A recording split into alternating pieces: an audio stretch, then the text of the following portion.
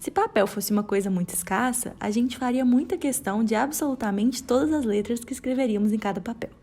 E caso algum dia a gente se arrependesse das coisas que a gente escreveu e achasse que aquelas palavras já não valiam mais a folha de papel em que elas estavam, a gente apagaria e escreveria uma coisa nova e melhor por cima. Apagar uma folha que já foi suporte de algum texto não é criar uma folha 100% nova. Ela ainda teria sombras, um resto da coisa escrita anterior. Eu não estou inventando um futuro pós-apocalíptico sem árvores nem papel feito de celulose, na qual papel seria uma coisa rara. Estou falando do passado. Superfícies para escrita já foram uma coisa rara, já foram uma coisa cara. Numa época em que não se escrevia em papel, mas em pergaminho, geralmente feitos de couro de cabras, ovelhas ou bezerros, escrever era um luxo para poucos. E a prática de escrever uma coisa nova, por cima de uma superfície que já foi suporte para outra coisa escrita, já foi muito reproduzida. E o que resulta dessa prática tem nome: palimpsesto.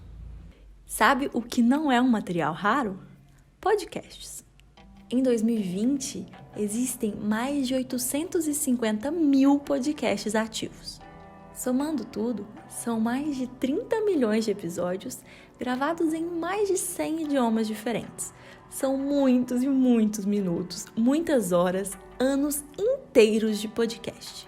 Em 2020, a ideia de pegar um áudio de um podcast e reutilizar, usar aquilo para fazer uma outra coisa, ela soa muito estranha. Isso é tão estranho quanto pegar uma folha de papel que já foi usada, apagar e escrever uma coisa nova por cima. Não existe escassez. Qual seria, então, outro motivo para a gente querer reaproveitar o áudio de um podcast? E quem decidiu que um podcast específico talvez merecesse ser aproveitado e ser usado para construir uma outra coisa foi Pendleton Ward. Você talvez conheça esse nome de um desenho do Cartoon Network, Adventure Time, Hora da Aventura. Em 2013, ouvindo um podcast, Pendleton Ward se empolgou muito com o que ele estava ouvindo e ficou com o desejo de desenhar, de ilustrar aquele podcast. E ele entrou em contato com o podcaster, que não se empolgou muito com a ideia. O podcaster em questão, Duncan Trussell, disse que ele não conseguiu entender muito bem como é que o podcast dele poderia ser usado para fazer uma outra coisa. De acordo com Pendleton Ward, ele ouvia o podcast e cortava em pedaços de 20 minutos que ele entregava depois à equipe que estava criando o Midnight Gospel.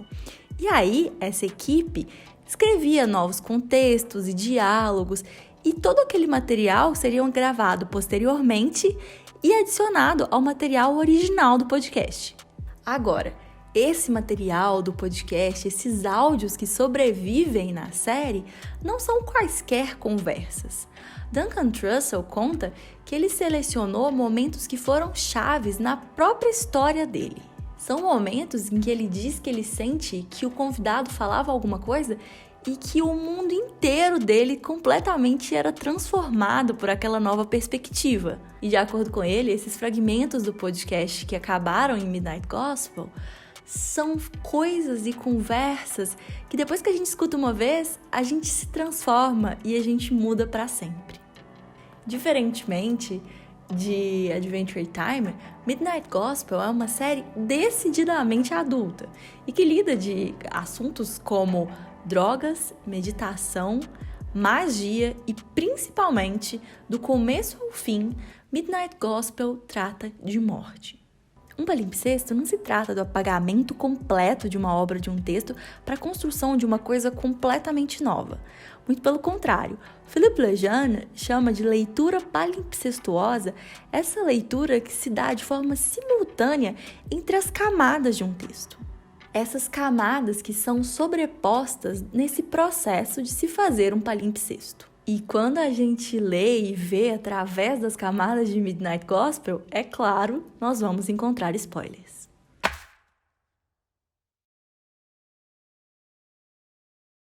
Viajar para quê e para onde se a gente se torna mais infeliz quando retorna? Viajar para quê e para onde se a gente se torna mais infeliz quando retorna? Viajar para quê e para onde se a gente se torna mais infeliz quando retorna? Infeliz e vazio, situações e lugares desaparecidos no ralo. Para essa experiência de leitura palimpsestuosa que a gente vai ter aqui, eu escolhi o 6º episódio da série, mas na verdade poderia ser qualquer um, porque os episódios todos têm uma estrutura narrativa e elementos narrativos muito semelhantes. Esse 6º episódio começa com um avião, e que depois a gente vai descobrir que é o avião do Capitão Bryce, sobrevoando a casa do protagonista. Clancy interrompe uma corrida de lesmas para atender uma ligação da sua irmã Sarah. Clancy finge ser sua própria secretária eletrônica, mas a Sarah não cai muito nessa e continua falando. Ela diz que sabe que o Clancy mudou do planeta Terra em busca de começar de novo, de um recomeço, mas que não adianta, que o esforço é fútil, que nada vai mudar se ele mesmo não passar por um processo de transformação. Ela faz uma citação a Gandhi, mas que é aparentemente inventada, que é alguma coisa de tipo, no coração do homem, e há um lugar no coração de um homem, e onde houver um arco-íris, você vai poder ouvir as pegadas de Deus. Ela vai falando uma coisa e é interrompida pelo Clancy. E ainda que não tenha sido Gandhi que deu a Sarah a citação que ela buscava para reforçar o argumento, essa ideia dela não é nada inédita. No século XIX, Ralph Waldo Emerson, um importante transcendentalista norte-americano, no século XIX, escreveu uma coisa bem parecida sobre viajar. Uma citação de Emerson que Sarah poderia usar é a seguinte: viajar é o paraíso dos tolos. Devemos às nossas primeiras jornadas a descoberta de que o lugar não significa nada.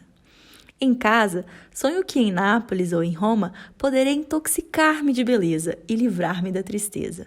Faço as malas, abraço os amigos, embarco no navio e finalmente acordo em Nápoles. E lá, diante de mim, está o fato inegociável. O triste eu, implacável, idêntico de quem eu fugi. Visito o Vaticano e os palácios. Finjo estar intoxicado pelas visitas e indicações, mas não é verdade. O meu gigante acompanha-me por onde eu vou.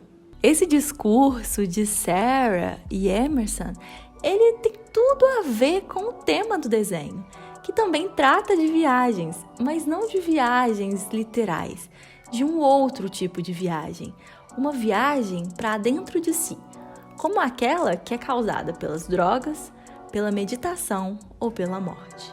O Clancy, é claro, que decide não ouvir o conselho da Sarah e diz que o correio de voz celular dele tá cheio e que a mensagem não foi recebida. Nesse episódio, o conflito da primeira temporada chega a ser o ápice. O simulador de multiversos, ele tá com defeito e não existe um ser vivo sequer nos universos que ele simula. E aliás, com menos de 3 minutos de episódio, tanto o problema quanto qual é a solução dele aparecem na tela, em forma de FAQ. Esse erro operacional está sendo causado pela falta de um óleo verde fluorescente que precisa ser passado no simulador para evitar um mau funcionamento. Isso, aliás, é dito num material promocional da série. Às vésperas do lançamento da primeira temporada, a Netflix disponibilizou no Reddit imagens do manual de instrução desse simulador de multiversos que o Clancy opera. O manual revela que a falta de óleo verde, por exemplo, pode fazer com que os planetas entrem em processo de apocalipse, uma coisa que está acontecendo em todos os planetas que o Clancy visita desde o início da temporada. E outra coisa é que o manual desaconselha veementemente que o simulador seja usado através da introdução da cabeça na máquina, coisa que Clancy também faz repetidamente. O manual, inclusive, diz que isso traz risco de morte. Ou seja, esse manual, por si só, material promocional, já aponta qual é o problema da primeira temporada e esse conflito chega ao ápice justamente nesse 6º episódio. E aliás, nada adianta nem Clancy sair de casa e visitar o vizinho, ver uma fazenda de lanternetas tendo óleo verde retirado, conversar com o vizinho, perguntar para que servia óleo verde, ouvir do vizinho que aquele óleo verde deveria ser passado no simulador para evitar o mau funcionamento. Nada.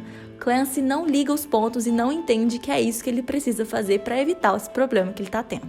E é só quando o simulador dá pane completo e começa a produzir tortas monstro que o Clancy resolve ligar para o avião que fortuitamente está sobrevoando a casa dele desde o começo do episódio, que é o avião do Capitão Bryce, que é um especialista em manutenção de simuladores.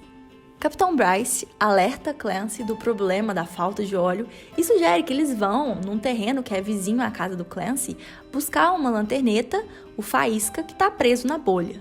Nesse percurso, o capitão conta que cada bolha apresenta um tipo de risco e ele mesmo acaba preso numa bolha. E aí o Clancy tem que fazer uma decisão. Ele precisa decidir entre duas possibilidades. Uma que é seguir o caminho sozinho e um pouco arriscado, ir atrás de tentar pegar o Faísca e conseguir assim uma solução um pouco mais duradoura para o problema da falta do óleo verde, ou se acovardar e sair correndo. Para quem assistiu o desenho ou para quem assistiu o vídeo até aqui, fica evidente que o Clancy, obviamente, tomou a decisão de sair correndo. Ele decidiu que a melhor coisa que ele podia fazer era roubar óleo verde do vizinho dele, ainda que essa solução fosse claramente muito temporária, especialmente porque ele quebra todos os potes de óleo verde que ele rouba. Quase todos. Porque um dos potes ele consegue esfregar no simulador. E esse simulador sugere levar o Clancy para conhecer um mestre em meditação. É aqui, pela primeira vez nesse episódio, que quem está assistindo Midnight Gospel tem o primeiro contato com o podcast.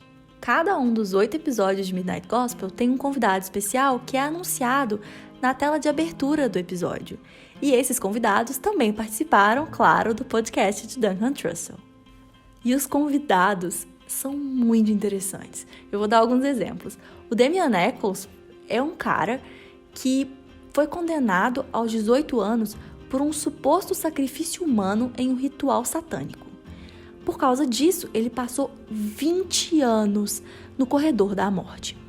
Em 2011, ele foi inocentado e saiu dando entrevistas e falando sobre como é que foi a magia que conseguiu fazer com que ele ficasse vivo por 2 décadas no corredor da morte. Você consegue imaginar passando 20 anos acordando todo dia esperando a sua execução? Que experiência é essa? Kathleen Jowdy é uma youtuber e agente funerária que fundou uma organização chamada Irmandade da Boa Morte, inspirada num grupo religioso recôncavo baiano que é chamado de Irmandade da Nossa Senhora da Boa Morte. Essa organização da Kathleen, que reúne vários profissionais da indústria funerária, tem como objetivo promover uma aceitação da mortalidade humana, assim como práticas funerárias mais sustentáveis. Enfim, dá vontade de ficar falando sobre cada uma dessas pessoas, porque são todas muito interessantes, mas eu acho que já é o suficiente, eu acho que você já entendeu que são pessoas que têm perspectivas bastante peculiares. Nesse 6º episódio, a gente tem a participação de David Nichter, que além de autor de livros e músico, é o professor de meditação do Duncan Trussell. E ele é um participante recorrente do podcast do Duncan. Uma das participações dele acontece logo depois que Duncan resolve tentar meditar.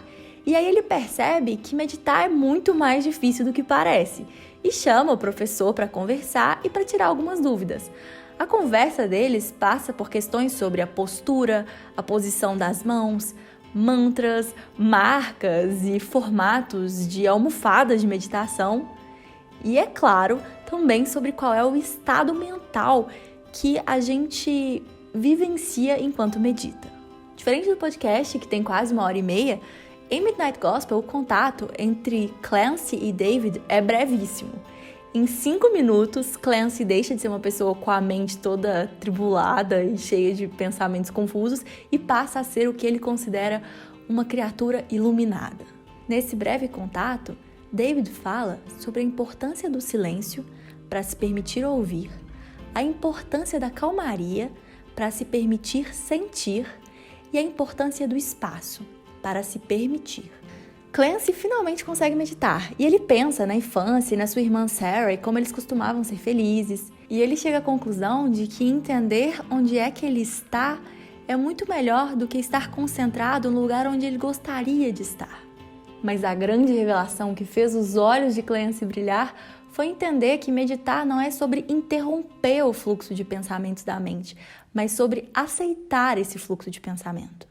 Então, só para eu ver se eu entendi, o que você está dizendo é que o objetivo não é enfiar uma espécie de bolinho de chuva no rabo da nossa mente.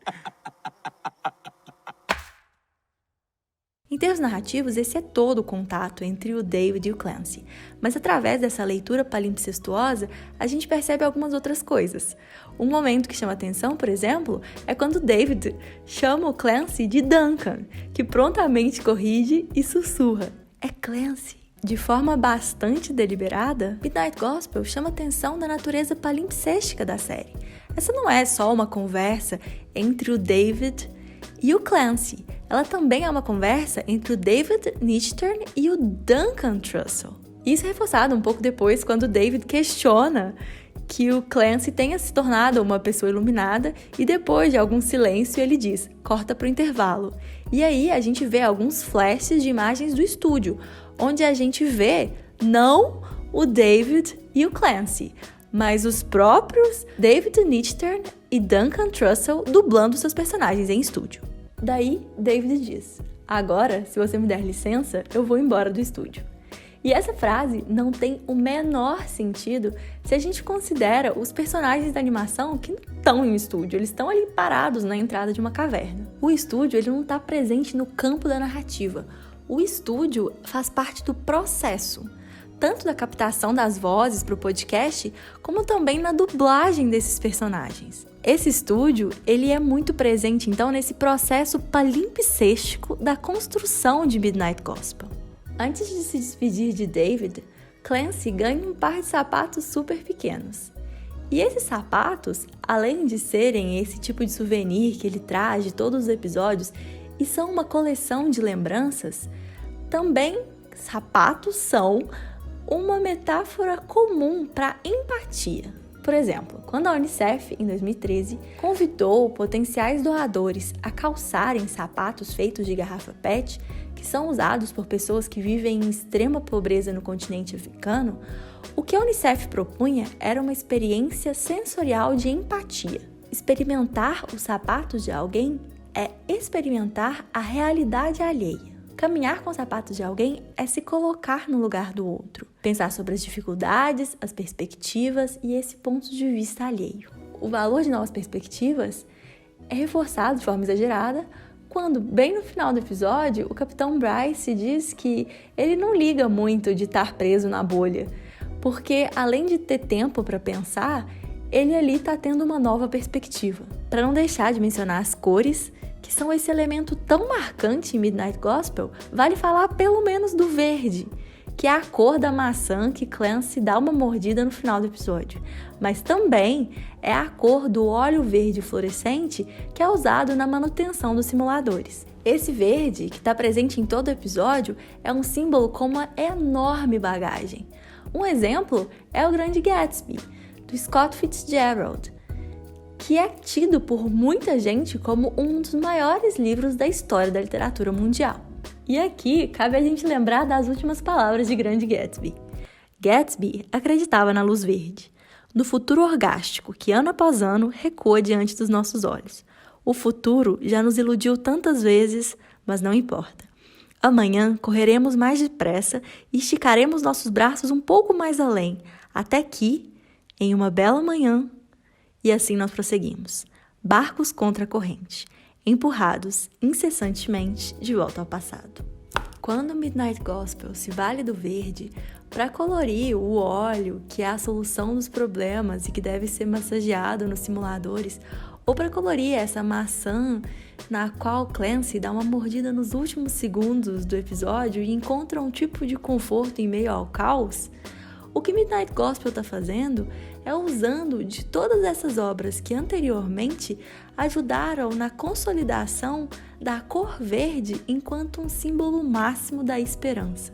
E aí, Midnight Gospel se faz, mais uma vez, palimpsesto. E do que é que vale reconhecer Midnight Gospel não só como uma boa animação, mas sim como um palimpsesto, como um desenho animado que foi fruto de uma transformação de um podcast sobre filosofia que acaba por transparecer e sobreviver nesse resultado final de forma instável, mas quase ali como uma sombra. Do que vale enxergar em Midnight Gospel um pouquinho de Emerson e um pouquinho de Grande Gatsby. Parafraseio a safadeza do Gerard Genette porque eu mesma não saberia colocar melhor. Quando amamos verdadeiramente as mídias, nós devemos, mesmo que de vez em quando, amar pelo menos duas ao mesmo tempo.